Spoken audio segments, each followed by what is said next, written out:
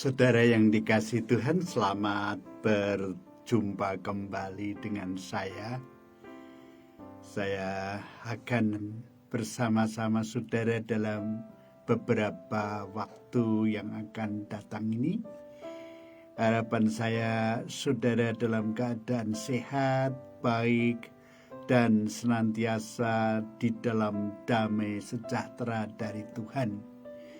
Saya akan menemani saudara dalam acara Semangat Saja. Ya, sudah hadir Mbak Yanti. Selamat datang. Bagaimana kabarnya? Baik-baik ya. Nah, saudara, mengapa saya memberi judul Semangat Saja? Acara besar kita, karena memang mau atau tidak mau, kita harus mengakui bahwa di dalam menghadapi hidup ini seringkali tertempuh atau diterpa pencobaan-pencobaan yang kadang-kadang menghabiskan energi kita.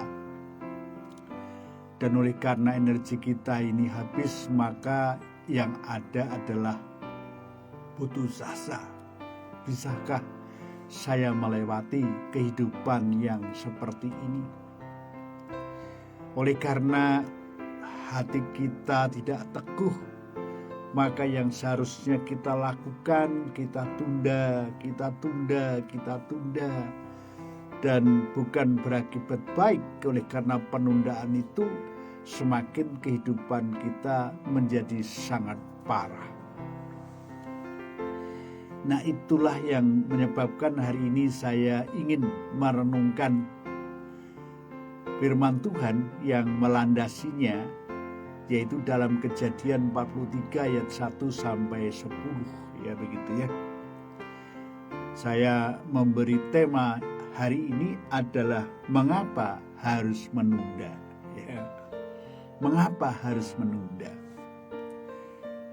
Pernahkah teman-teman mengalami situasi yang seharusnya segera mengambil keputusan, tetapi saudara masih menunda begitu? Mungkin punya pengalaman yang sangat memprihatinkan di dalam hidup sehingga tidak segera mengambil keputusan. Pengalaman-pengalaman itu membuat tidak segera bisa mengambil keputusan. Harus ini yang aku lakukan. Nah, saudara, kadang-kadang memang kita mengalami hal yang membuat kita ini bimbang.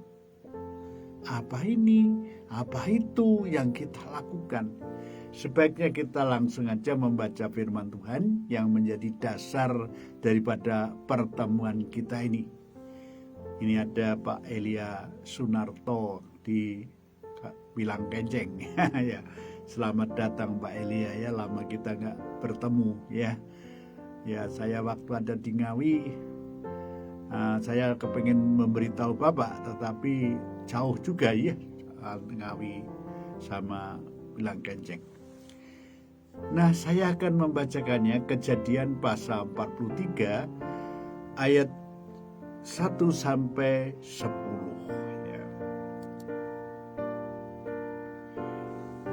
Demikian bunyi firman Tuhan. Tetapi hebat sekali kelaparan di negeri itu.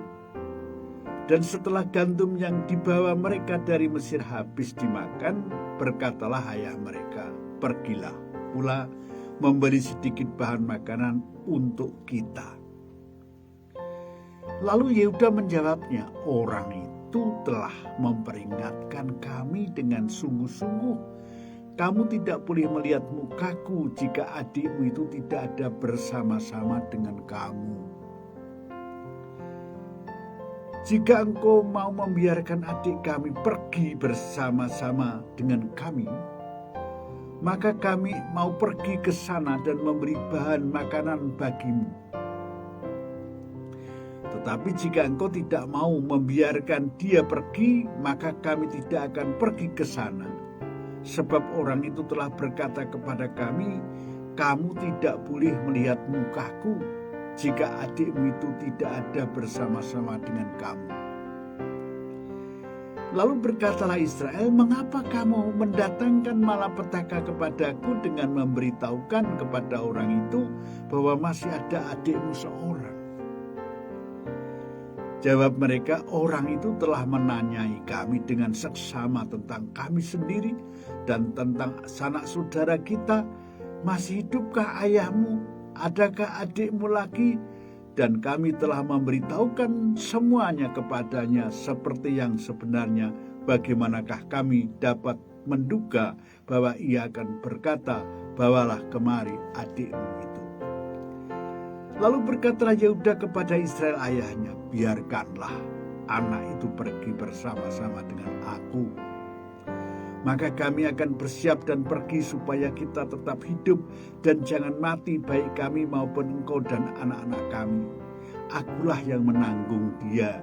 Engkau boleh menuntut dia daripadaku. Jika aku tidak membawa dia kepadamu dan menempatkan dia di depanmu, maka akulah yang berdosa terhadap engkau untuk selama-lamanya. Jika kita tidak terlambat-lambat, maka tentulah kami sekarang sudah 2 kali pulang. Demikian firman Tuhan, berbahagialah saudara yang mendengar firman Tuhan ini. Dan kita akan berdoa bersama. Ini ada teman pendeta, Pak Pendeta Sunarto yang sekarang harus menjalani kemo, ya, dapat kabar sore ini. Dan kita berdoa supaya Tuhan memberi kekuatan jika boleh disembuhkan. Begitu ya. Nah, ini mari kita berdoa. Bapa Surgawi yang kami sembah di dalam nama Tuhan Yesus Kristus, kami bersyukur bahwa pada kesempatan ini kami boleh mendengarkan firman Tuhan. Boleh melihat, belajar dari para tokoh yang Tuhan izinkan riwayat hidupnya ditulis di dalam Alkitab. Kami berdoa untuk Pendeta Sunarto yang sekarang harus menjalani kemo, supaya Tuhan tolong, beri kekuatan. Tetapi kalau boleh saya berdoa dalam nama Yesus, supaya Tuhan sembuhkan. Kami boleh bekerja sama dalam pelayanan, melebarkan kerajaan-Mu di bumi ini. Bukan hanya Pak Pendeta Sunarto, tetapi saudara-saudara kami yang lain yang mengalami penyakit kanker. Siapapun, jenis kanker apapun Tuhan, kami berdoa Tuhan beri kekuatan, tapi kalau boleh kami berdoa dalam nama Yesus supaya disembuhkan.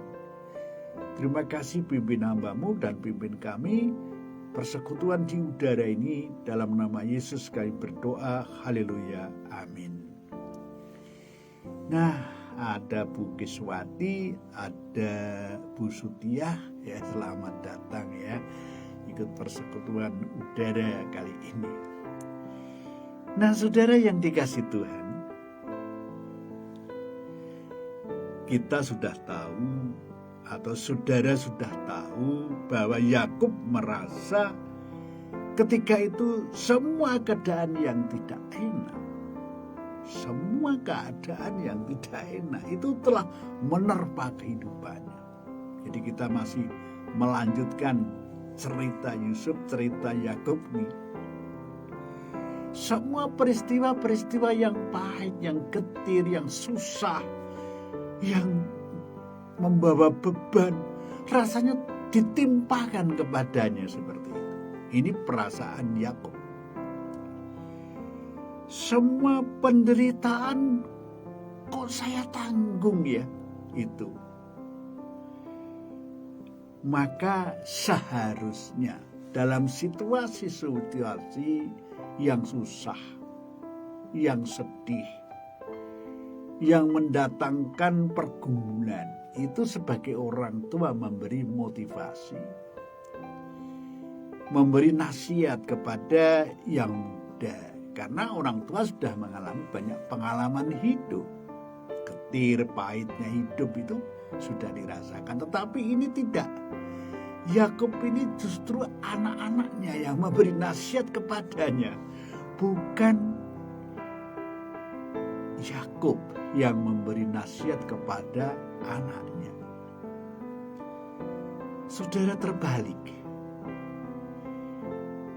Tapi ya sekarang ini kan banyak kali orang tua harus mendengar nasihat anak-anaknya ya, zaman sekarang ini ya. Karena kadang-kadang anaknya lebih punya pengetahuan rohani lebih banyak. Juga pembentukan kerohanian, pergaulan teman-teman rohani lebih banyak, sehingga kadang-kadang orang tua justru dituntun oleh anak-anaknya untuk datang kepada Tuhan Yesus. Saya akan membacakannya ayat 38 dari pasal 42. Anakku itu tidak akan pergi ke sana bersama-sama dengan kamu, sebab kakaknya telah mati dan hanya dialah yang tinggal. Jika dia ditimpa kecelakaan di jalan yang akan kamu tempuh, maka tentulah kamu akan menyebabkan aku yang ubanan ini turun ke dunia orang mati karena duka cita. Saudara, perkataan itu apakah tidak menyinggung perasaan anak-anak yang lain? Yang diperhitungkan anak itu hanya Benyamin dan Yusuf. Yusuf sekarang tidak ada. Terus 10 yang lain itu anak siapa? Kadang-kadang sebagai orang tua tidak bijaksana.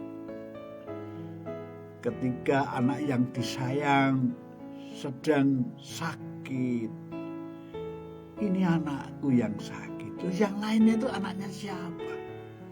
Orang yang lahir dari ibu yang sama, memiliki bapak yang sama. Mengapa harus ada yang istimewa dianggap anakku dan yang lain tidak disebutkan seperti itu? Saudara, jangan ditiru seperti itu ya saudara ya. Yang lain tidak begitu diperhitungkan, yang satu begitu diperhatikan sebagai anak. Ini contoh yang tidak boleh ditiru. Ada 2 anak ini, ya, ini yang satu ini ibunya sambungan, yang satu ini bapaknya sambungan. Jadi artinya ketika menikah, bapak dan ibunya membawa anak satu-satu. Nah, semua keuangan ada di tangan istrinya. Lantas ketika sekolah, yang anak yang lahir dari ibu ini, uang sakunya sehari itu 10.000. Yang anak dari bapaknya hanya dikasih 5.000.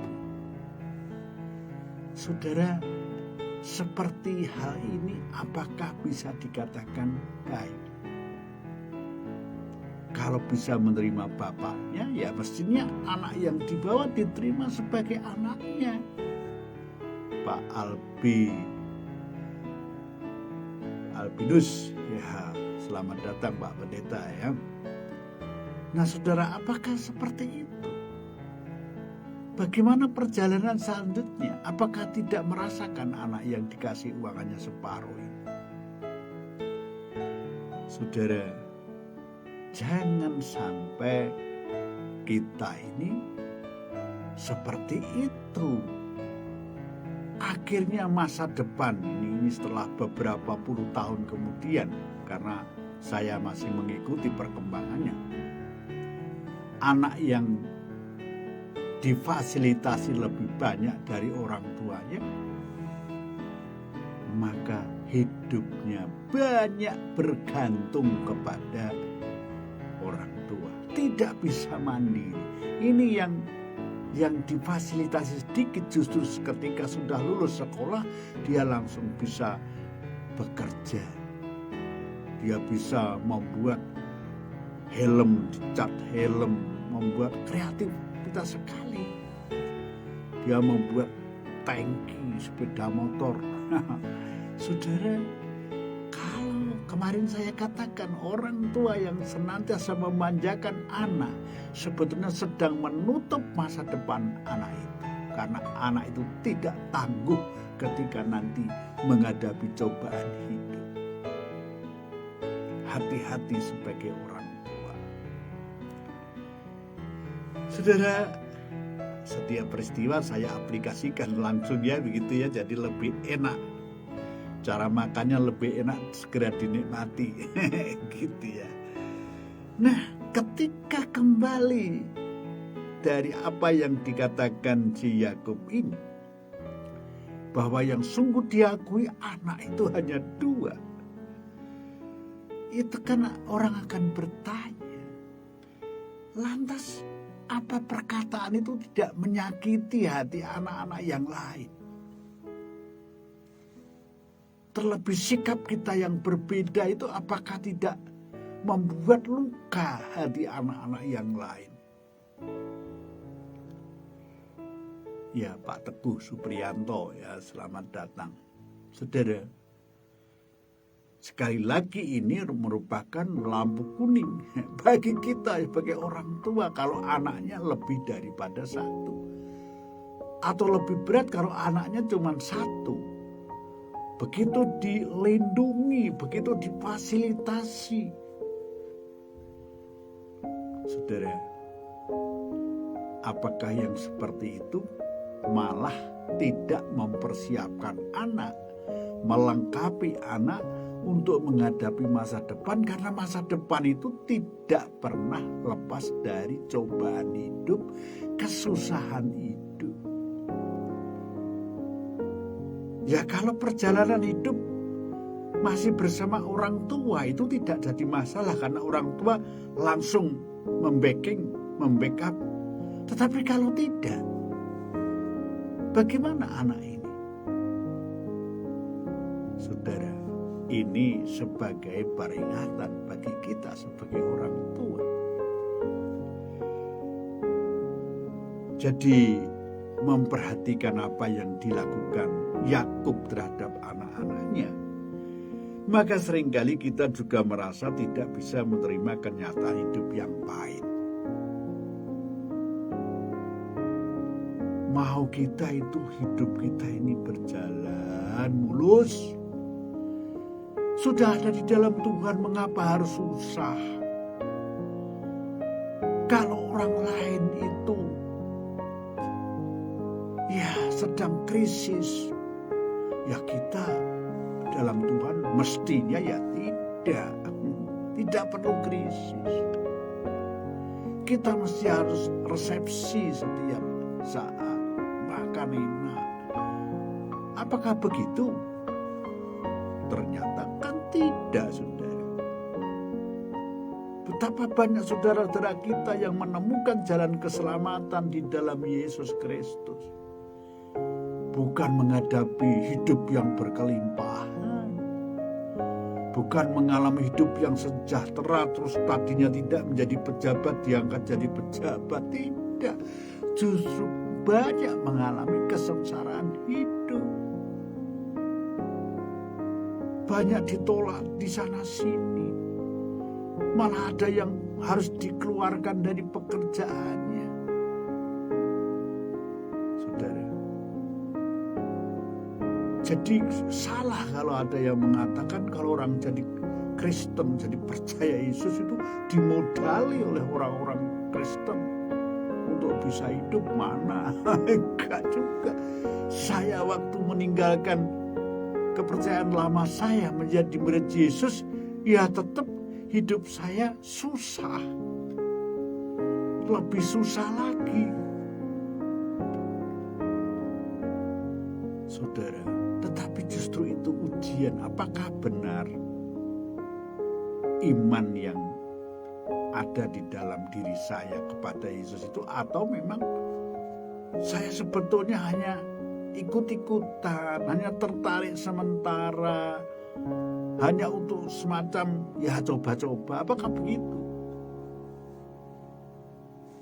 Hidup ini sekali lagi tidak mudah.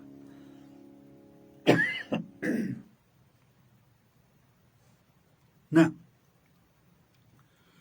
Yakub lagi. Setelah ada tertimpa berbagai macam kehidupan yang pahit, pikiran Yakub dipenuhi dengan pikiran-pikiran negatif. Keadaan yang diterima itu diterima dengan pikiran-pikiran negatif, tidak ada positifnya. Jadi mendatangkan kerutuan di dalam hati. Menyikapi keadaan bukan positif yang diterimanya, tetapi negatif. Ya, ini mungkin salah kamu ya. Kalau menghadapi masalah, ini salah istri saya. Wah, ini tetangga saya yang salah. Jadi mencari kambing hitam. Mestinya kan tidak begitu, sehingga saya kan begitu. Saudara, tidak bisa menerima kenyataan, tidak melihat dari sisi positif di dalam penderitaan, dan setelah itu kita menutup kemungkinan-kemungkinan baru yang mungkin malah justru akan menolong kita.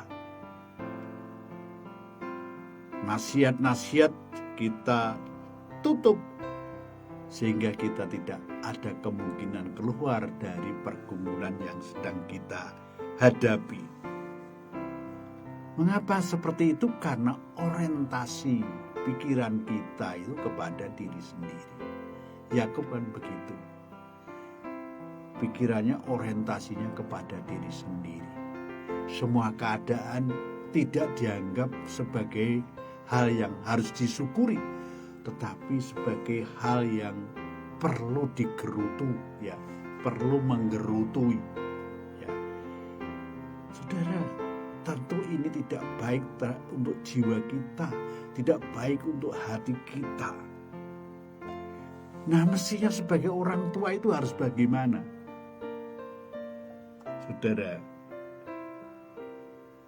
sebagai orang tua, bukan hanya orang tua di dalam umur, tapi orang tua yang dewasa di dalam sikap, di dalam kerohanian. Sebagai orang tua harus bisa memotivasi anak-anak di dalam mencapai idam-idaman tanpa meninggalkan imannya kepada Tuhan Yesus Kristus. Karena bagaimanapun masa depan itu ada di tangan Tuhan Yesus Kristus. Jangan ingat baik-baik, jangan meninggalkan Tuhan. Masa depan itu bukan terletak pada jabatanmu. Masa depan itu bukan terletak pada kedudukanmu. Masa depan itu tidak terletak pada sebanyak apa kamu dibayar. Tetapi masa depan terletak pada imanmu kepada Tuhan. Orang tua mesti seperti itu ya nasihatnya. Dan memang benar, masa depan itu di tangan Tuhan. Walaupun Anda pintar, saya pintar, umpamanya saya pintar. Kalau Tuhan tidak izinkan kita memiliki kedudukan, ya hanya pintar ngomong saja. Ada salah satu tanda petik hamba Tuhan yang tamatannya ya S3 kalau tidak salah. Tetapi justru jarang diundang oleh saudara-saudara yang lain untuk mengajar di gerejanya. Kalau ditawari, Anda, kenapa kok tidak mau? Saya coba tanya seperti itu. Wah, jemaat saya kasihan itu Pak Puji. Itu kenapa kasihan? Wah, bahasanya terlalu tinggi dan sulit sekali menyederhanakan istilah-istilah yang dia kuasai. Nah itu kan kasihan nanti. 45 menit ya nggak dapat apa-apa. Padahal kan ibadah itu kan seminggu sekali saja lah. Kalau udah dapat bekal, tidak memberi bekal itu terus bagaimana? Wah, saya juga terus mawas diri saya. Wah, apa? Saya juga menjadi berkat kalau saya membagi kebenaran firman Tuhan itu. Koreksi. Saya terus belajar menyederhanakan yang kira-kira bisa ditangkap oleh teman-teman. Karena apa? Yang kita ajar itu tidak semata-mata teologi. Yang kita ajar itu ada yang pembantu rumah tangga. Yang kita ajar itu ada yang pendidikannya tidak tinggi. Saudara, baru saya merasa bahwa apa yang dikatakan teman saya itu juga menegur saya. Terima kasih. Loh, kok Pak Budi terima kasih? Ya, terima kasih. Saya paling tidak diingatkan. Saudara, tetapi Yakub, kembali kepada Yakub, tidak seperti itu. Tidak sebagai orang tua yang bisa memotivasi anaknya untuk berusaha berikhtiar dengan tetap bersandar kepada Tuhan. Tidak mengajak anak-anaknya, sudahlah peristiwa ya kita harus alami peristiwa ini, tapi kita jangan lupa bersandar kepada Tuhan. Aku punya pengalaman bagaimana Tuhan menolong saya. Kan banyak pengalaman Yakub ketika masa muda ditolong oleh Tuhan, khususnya ketika peristiwa bersama Laban mertuanya. Mengapa itu tidak diceritakan kepada anak-anaknya? Mengapa dia memilih justru pikiran-pikiran negatif yang dikembangkan di dalam menjelaskan kepada anak-anak? Mengapa justru pikirannya dipenuhi dengan pikiran-pikiran negatif yang tidak mendorong, tidak menguatkan, tidak menghibur anak-anaknya? Saudara, hati-hati kita. Kalau kita sebagai orang tua yang diliputi rasa takut, pengalaman yang banyak bukan dilihat dari segi positif, namun justru dari sisi negatif cara menceritakan.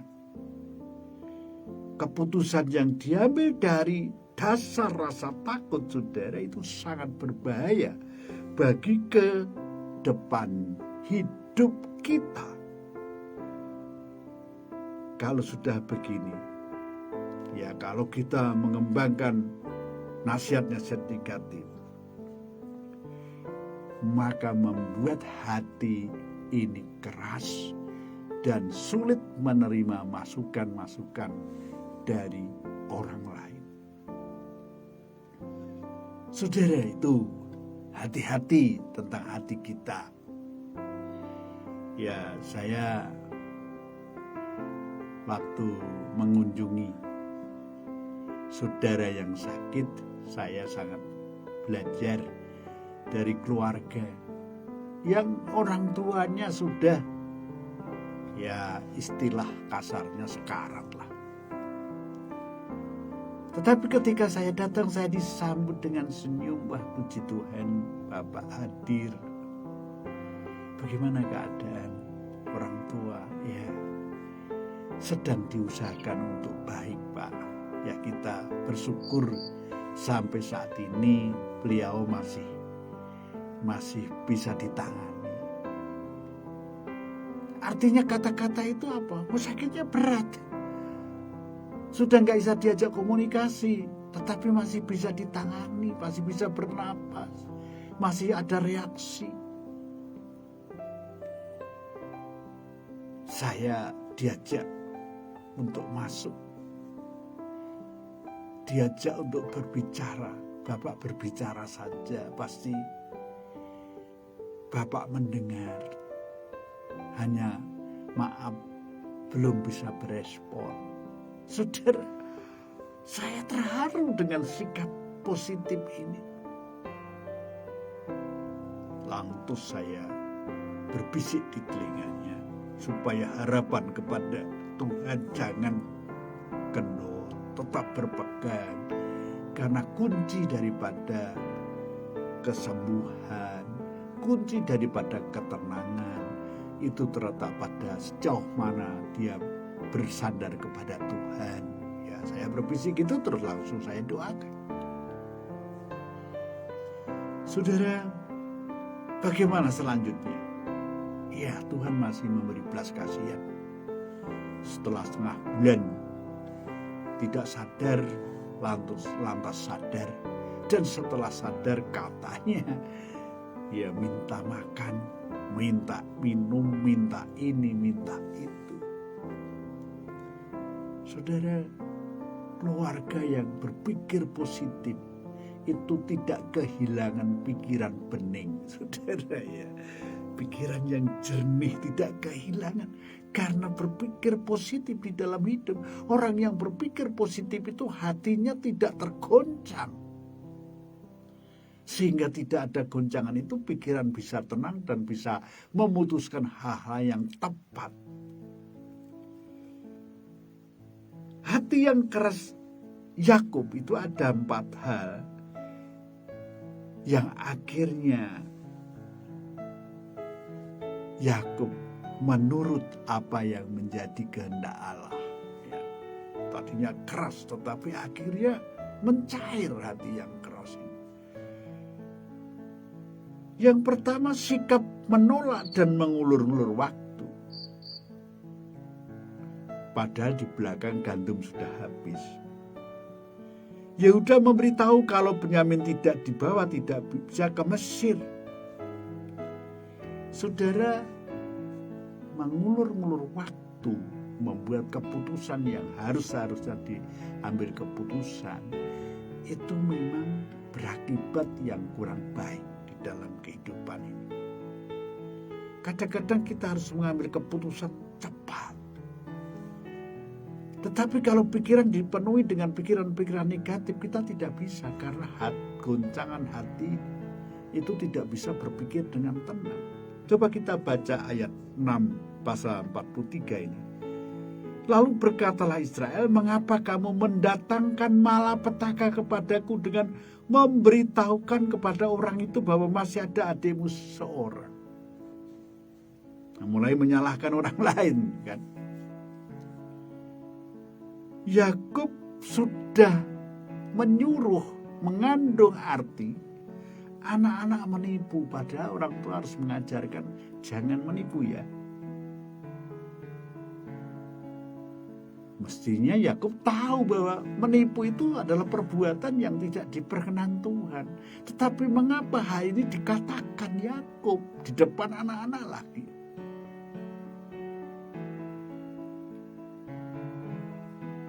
Tetapi ketika itu anak-anak diwakili Yehuda berkata, lalu berkatalah Yehuda kepada Israel ayahnya, biarlah anak itu pergi bersama-sama dengan aku, maksudnya Benyamin. Maka kami akan bersiap dan pergi, supaya kita tetap hidup dan jangan mati, baik kami maupun engkau dan anak-anak kami. Akulah yang menanggung dia, engkau boleh menuntut dia daripadaku. Jika aku tidak membawa dia kepadamu dan menempatkan dia di depanmu, maka akulah yang berdosa terhadap engkau untuk selama-lamanya. Jika kita tidak terlambat-lambat, maka tentulah kami sekarang sudah 2 kali pulang. Saudara, akibat daripada menunda-nunda memang membuat keluarga lebih sengsara, lebih sengsara. Nah, rupanya setelah mendengar nasihat dari Yehuda ini, Yakub mulai menimbang-nimbang. Mungkin sadar bahwa penundaan keputusan itu membuat anak cucu, istri dari anak-anaknya, keluarga anak-anaknya menderita. Karena apa? Yang dimakan semakin lama semakin dikit. Akhirnya apa yang dikatakan Yakub setelah menimbang-nimbang? Jika demikian, perbuatlah begini. Ambillah hasil yang terbaik dari negeri ini dalam tempat gandummu, dan bawalah kepada orang itu sebagai persembahan sedikit balsa dan sedikit madu, damar dan damar ladan, buah kemiri dan buah badam, dan bawalah uang 2 kali lipat banyaknya uang yang telah dikembalikan ke dalam mulut karung-karungmu itu haruslah kamu bawa kembali. Mungkin itu suatu kekilapan. Bagaimana kesan teman-teman dengan perkataan Yakub seperti ini? Saudara, Yakub rupanya belum menyadari kalau Allah sedang berkarya dalam kehidupannya. Maka menganggap tindakan masa lalu dianggap keliru. Belum merasakan Allah bekerja di dalam situasi yang seperti ini. Mestinya Yakub bilang sama anak-anak, sudahlah, ayo kita berdoa, karena bagaimanapun perlindungan itu ada di tangan Allah. Tetapi tidak demikian. Saya teringat akan seorang anak. Ini anak ini mau pergi ke Jepang. Ceritanya tinggal 2 orang. Dari tes-tes sekian banyak tinggal 2 orang. Anak ini nelpon saya. Ya. Pak Puji, saya bernama ini. Saya adalah seorang yang sedang mencari pekerjaan. Saya sudah mengalami tes berkali-kali dan tinggal 2 orang. Ini memilih siapakah yang dikirim ke Jepang, Bapak. Dan saya kepingin saya ke Jepang. Bapak bolehkah mendoakan saya? Katanya begitu. Saya belum pernah bertemu juga dengan anak ini. Akhirnya ya saya doakan. Namanya berdoa kan tidak berat dalam nama Yesus. Tetapi nasihat saya, Mbak, bersandar kepada Tuhan Yesus ya. Karena masa depan itu ada di tangan Yesus. Anda pergi ke Jepang atau tidak, masa depan tidak terletak di Jepang atau tidak terletak di Indonesia, tetapi terletak di tangan Tuhan Yesus Kristus. Iya Bapak, jangan kecewa kalau tidak ke Jepang, tetapi juga tetap positif walaupun tidak ke Jepang. Karena sekali lagi masa depan bukan terletak pada pekerjaan Anda, tetapi pada iman Anda kepada Yesus Kristus. Saya doakan. Nah saudara, oleh karena pimpinan Tuhan, rupanya anak ini terpilih untuk pergi ke Jepang sampai sekarang. Nah bulan Oktober yang lalu dia telepon lagi, Pak, ini saya kontraknya habis dan saya ingin kembali ke Indonesia karena ibu saya sedang sakit. Nah saya katakan, loh, ibu Anda sekarang dalam pelayanan saya. Ibu Anda sudah saya doakan dan rupanya doa dari teman-teman yang lain juga dijawab Tuhan. Sudah sembuh, mengapa harus kembali? Kalau di Jepang masih bisa bekerja, mengapa harus kembali ke Indonesia dalam situasi seperti ini? Cari kerja sulit.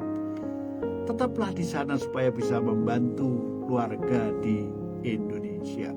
Oh begitu ya Pak ya, pertimbangan Bapak. Iya, berdoa dulu, jangan tergesa-gesa.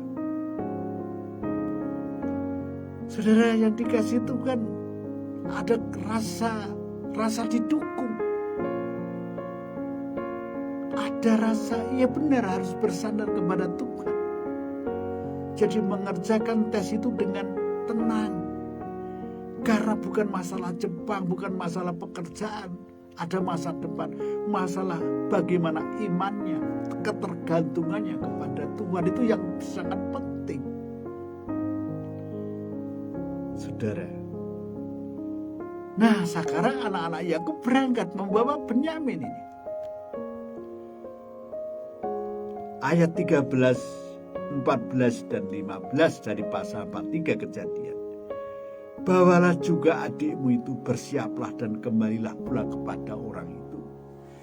Allah, nah sekarang ini udah Allah yang Maha Kuasa kiranya membuat orang itu menaruh belas kasihan kepadamu, supaya ia membiarkan saudaramu yang lain itu beserta Benyamin kembali mengenai aku ini. Jika terpaksa aku kehilangan anak-anakku, biarlah juga kehilangan. Lalu orang-orang itu mengambil persembahan itu dan mengambil uang 2 kali lipat banyaknya beserta Benyamin juga. Mereka bersiap dan pergi ke Mesir. Kemudian berdirilah mereka di depan Yusuf. Yakub sudah tahu sekarang bahwa semua itu tergantung kepada Tuhan, bukan tergantung kepada perbuatannya, hasil pikirannya, hasil usahanya. Ini sangat-sangat penting buat saya juga dalam situasi apapun, bersandar kepada Tuhan. Nah, kadang-kadang kita berharap bisa meneladani iman leluhur. Tetapi kalau melihat dari sini, kita melihat seorang tokoh yang menampilkan bagaimana lemah imannya. Jadi menurut saya Yakub ini sebagai peringatan kita, sebagai orang tua, sebagai orang yang percaya kepada Tuhan.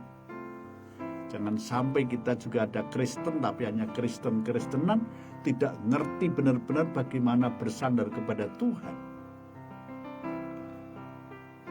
Nah, kita mau melihat sebetulnya, menyoroti apa sih yang dibicarakan anak-anak ketika mereka dalam perjalanan.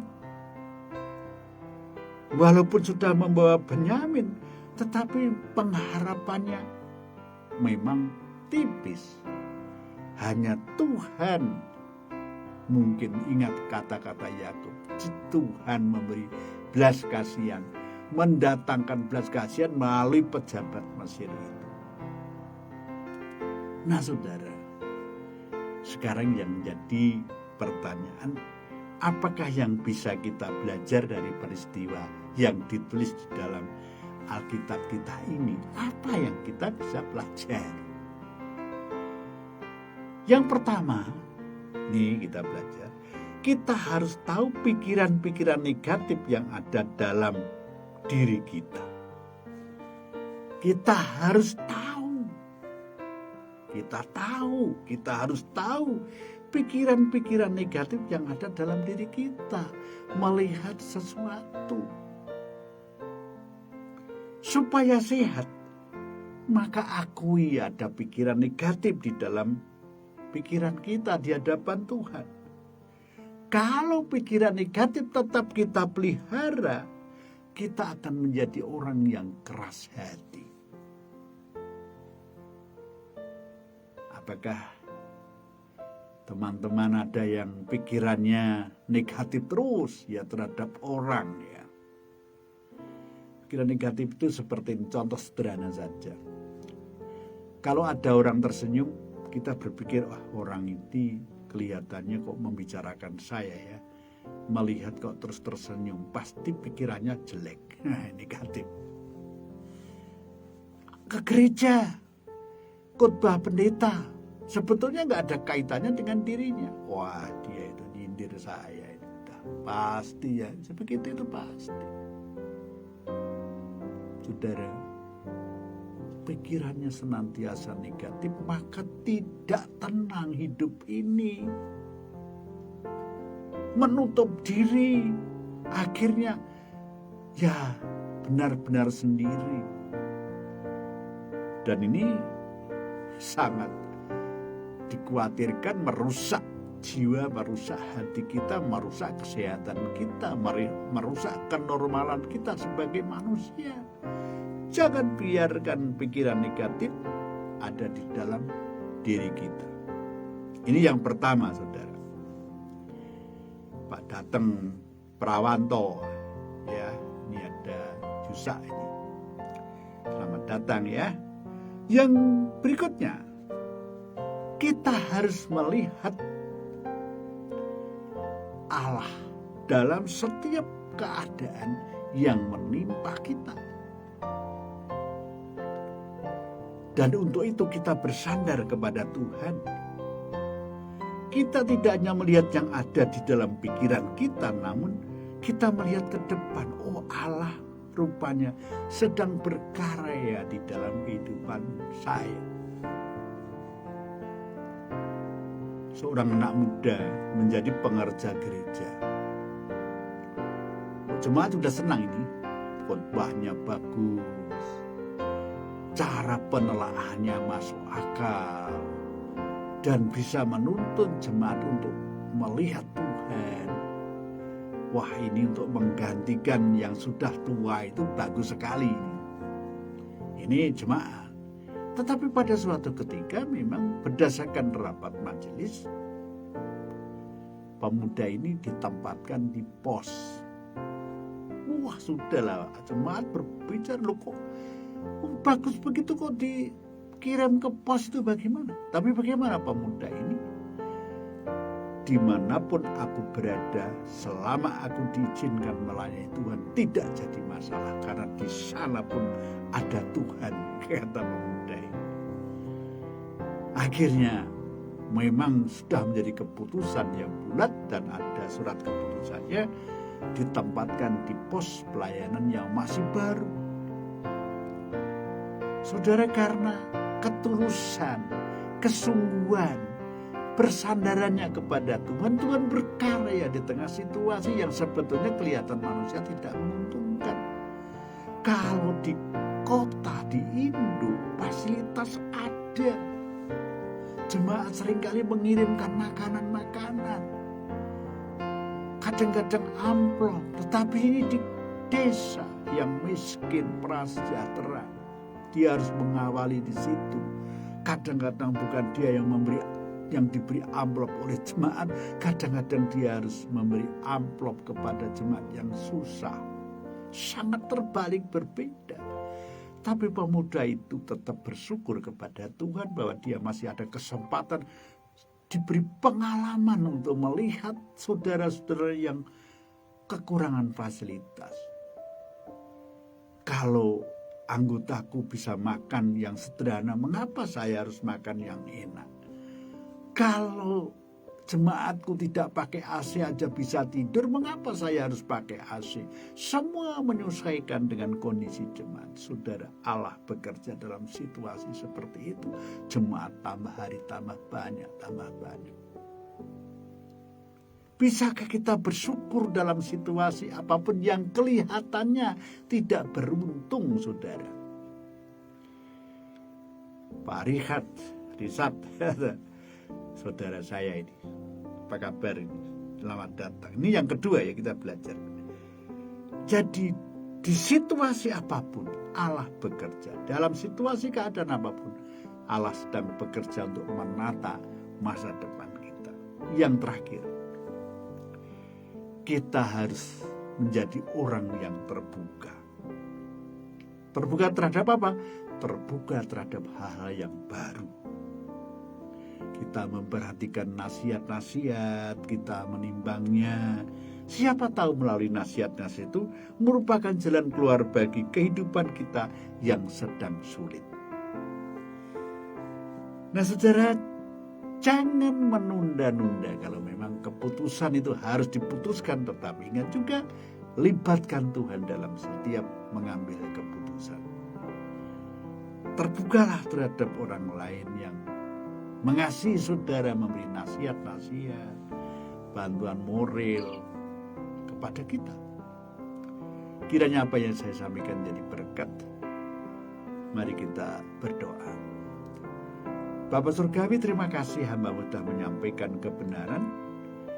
Kiranya apa yang hamba-Mu sampaikan memotivasi, menjadikan lebih bersandar kepada Tuhan, karena masa depan itu bukan terletak pada usaha kami, tetapi terletak pada anugerah Tuhan semata. Oleh karena itu perlu kami belajar terus bersandar kepada Tuhan dalam segala situasi.